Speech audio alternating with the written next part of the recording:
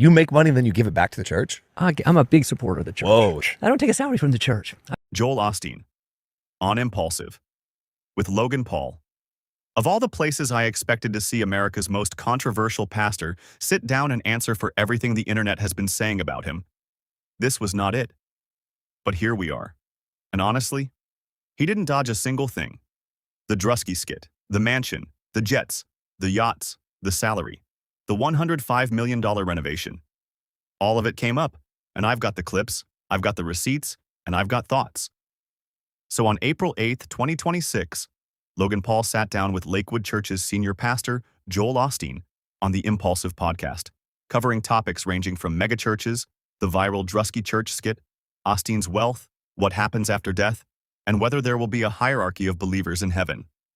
The full episode covers Joel's surprising reaction to Druski's viral megachurch skit, Kanye West's struggle with mental health and religion, Gen Z's recent turn to Christianity, science versus religion, his morning routine as a pastor, and his mantra to eliminate self-doubt.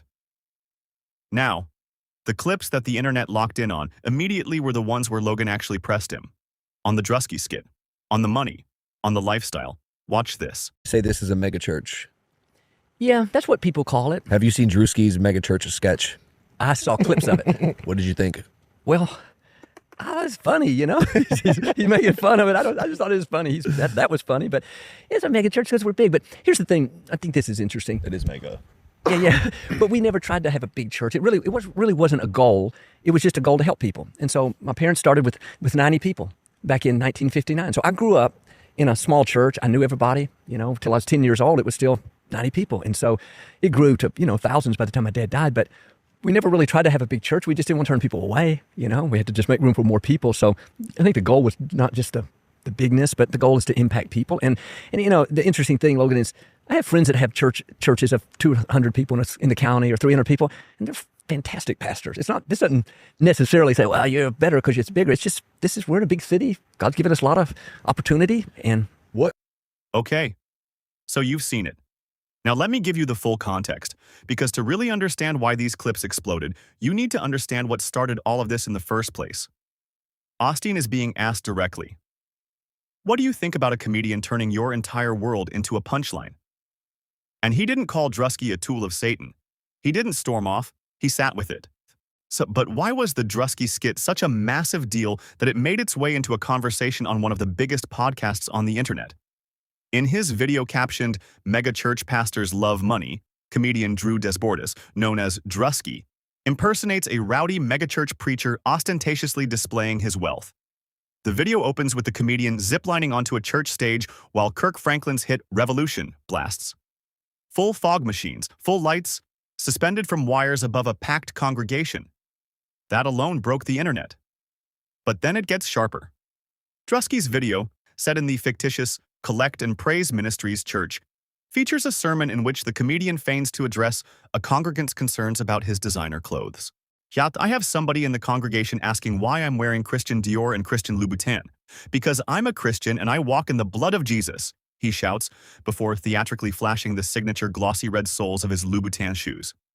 Then comes the tithing scene.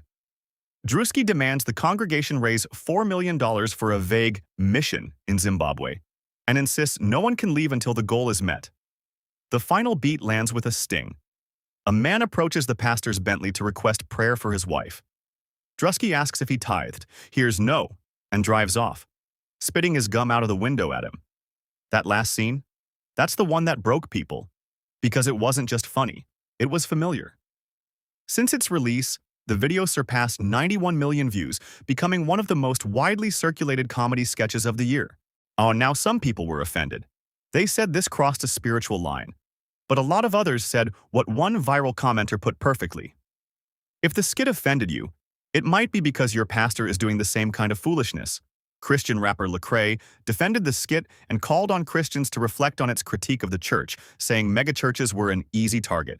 And that the comedian shone light on real-life situations in congregations where there's wolves in the pulpits, there's theatrics for attention and money and influence.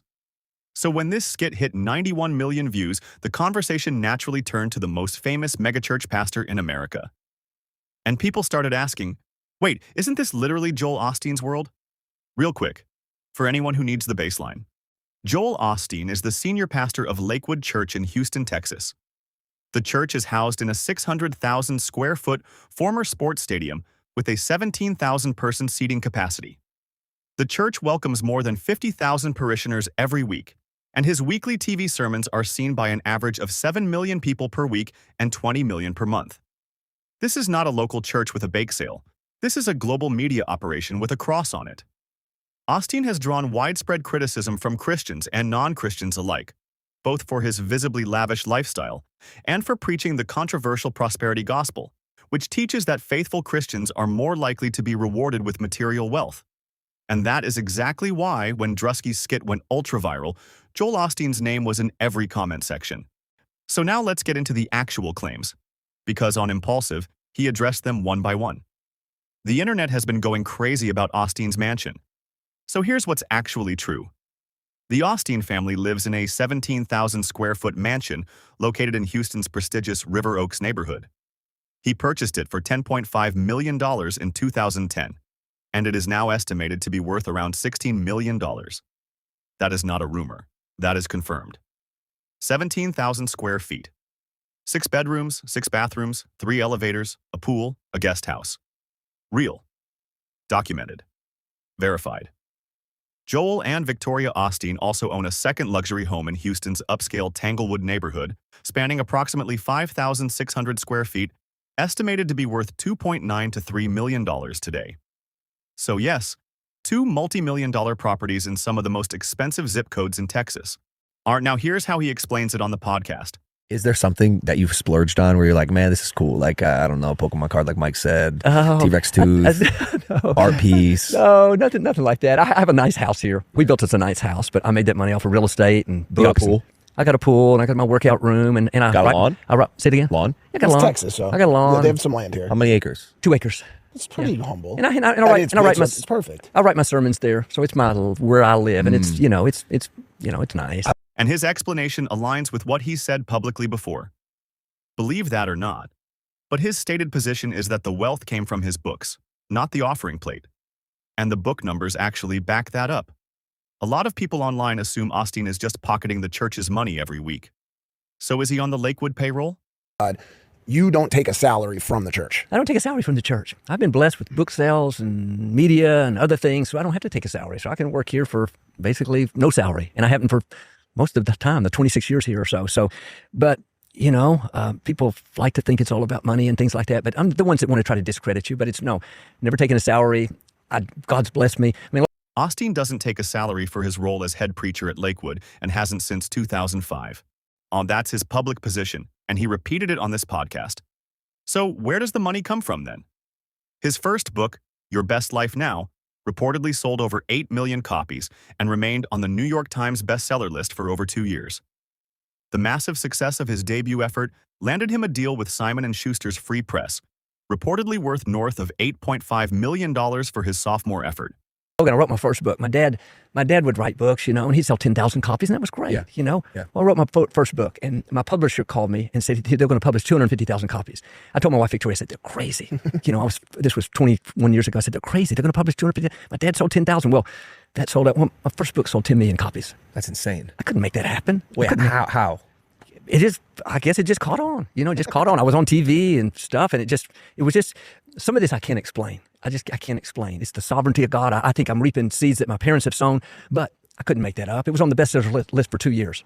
I couldn't make that up. So That's crazy. It's just things happening that, well, you know what? I get paid for my book sales, and this is from Walmart and Target, and then I've written others, and I'm on Sirius Radio, and there's so I'm blessed in outside areas of the church. None of the donations come to me. And I feel, what greater thing can I feel to think that I can work here and I don't have to take a salary, and God's blessed me in other ways. And so, I make good investments. I love real estate. I love doing things, but it has nothing to do with, but I'm not exorbitant in these, I don't like it. Of course, I don't like when people say you're just doing it for the money and you got these fleets of cars. And if somebody wants fast, fun cars, that's fine too. There's nothing wrong with it. It's just not me. His net worth is estimated at around $110 million as of 2026, coming from book deals, royalties, media production, and speaking engagements, not from church donations. So when he says books paid for the mansion, the math is actually there. Whether a pastor should be operating as a best-selling author and paid speaker on top of leading a church is a whole separate conversation. but the money trail is traceable. Now, this is where the internet fully goes off the rails. People will tell you Joel Osteen has a private jet, a yacht, a Ferrari, and probably a helipad. So what's actually confirmed? Yeah, sure. Here, where are the Bentleys, the yachts, and the jets? Because this is a big place. I don't know if there's a garage somewhere or some sort of parking spot for the boats. Would you be down to take me in a ride? Yeah, in your Bentley after Or this? the G650? Yeah, that's right. In my fleet of cars. No, you know what? People like to make up stuff, but I don't think I've ever sat in a Ferrari. And they show me pictures of me driving Ferraris and fleets of cars, and Joel's got his yachts and jets and stuff. But I never respond to it. Wait, so you have no yachts? I have no yachts. I have no jets. I have no you cars. don't even have one jet. I don't have one jet. I've never owned a jet. I've never owned a yacht or, a fleet of cars. Photos of the supposed Ferrari linked to Osteen actually belong to someone else, and there is no credible proof tying him to that car. The yacht? Unconfirmed. No property records, no verified documentation. That lives in internet rumor territory for now. The private jets. Lakewood, as a large church organization, has used private air travel for ministry. But Joel Osteen personally owns a private jet is a different claim from church travel expenses. And he addresses this directly. Now look, a net worth estimated at $110 million means these things are theoretically possible. But possible and confirmed are two very different things. And I think it's worth being honest about that distinction, even when the confirmed stuff is already extraordinary enough. This one isn't even a rumor. This is cold, hard fact. Renovations to the former Compaq Center took 15 months and cost over $105 million. The grand opening was attended by 56,000 people and included famous guests such as the Governor of Texas and Speaker of the House Nancy Pelosi. Whatever, holy or a Christian, you need to be poor, and you need to think defeated. And this was years ago. Yeah. But there is that mindset of, but I just have a different mindset of, man, guys, it cost $100 million to renovate this facility. I can't do that with a mindset of, we're not supposed to have anything. I got to believe that God will bless you and your businesses. And I pray every day for the people that give and support. And, God, let our gifts and talents come out to the full. Bring us opportunity. $105 million to convert a former NBA arena into a megachurch. Now Osteen's supporters would say, this is one of the largest worship spaces in the world. It hosts 6 services a week, and it reaches tens of thousands of people. Critics would say, that same $105 million could have done an enormous amount for the city of Houston. Both things can coexist. That's often the nature of this conversation. Druski's skit wasn't just a comedy bit, it was a pressure test.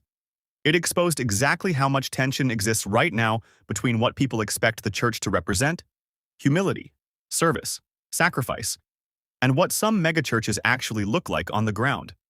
Younger audiences in particular are questioning cultural norms and leadership accountability within spiritual communities, and comedy is often a vehicle for that conversation.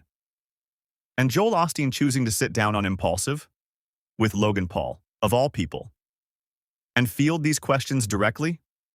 That is not nothing. Whether his answers land for you depends entirely on where you're coming from, but at least he showed up to the room. The prosperity gospel debate isn't going away. The questions about wealth in the pulpit aren't going away. And as long as pastors are ziplining onto stages and driving off without praying for people who didn't tithe, Druski is going to have material. Let me know in the comments. Did Joel Osteen's explanations on Impulsive actually satisfy you? Do you think the criticism of megachurch culture is fair, or does it cross a line? And who do you think Druski's skit was really aimed at? Drop a like if this breakdown was useful, subscribe if you're new, and I'll catch you in the next one.